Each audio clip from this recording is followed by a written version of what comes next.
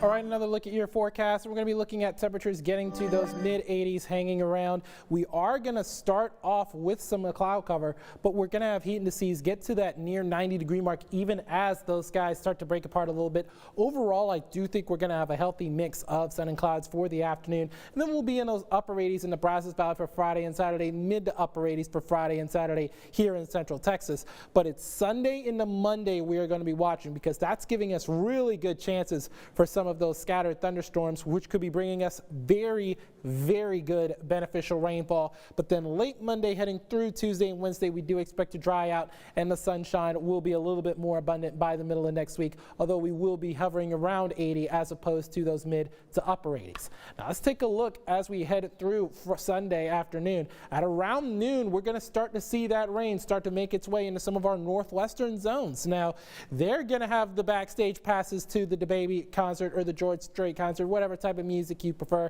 And then there you see those rain chances again, 60 in the evening and 50 throughout the course of the day, because we're going to see that system slowly move through as we head throughout the course of the day Monday.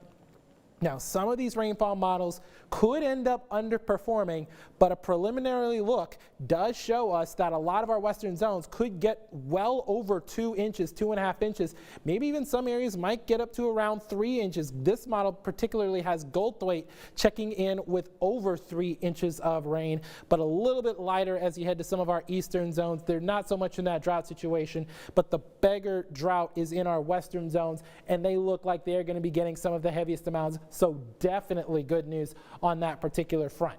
But we do see those winds mainly coming out of the south, bringing in the more humid air mass. But what that's doing, even though it's not providing a lot of rain chances, is it is lowering that fire risk, because we do have a lot of that humidity in the atmosphere, and that includes in downtown Temple.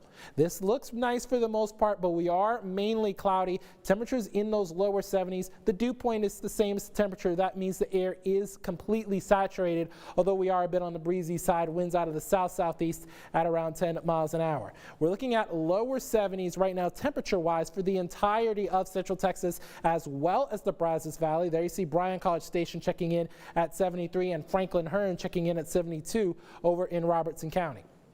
We're going to be quite warm and a bit on that humid side, with temperatures hovering around those mid-80s, and the sunrise just before 7 o'clock. That's within the next 30 minutes or so.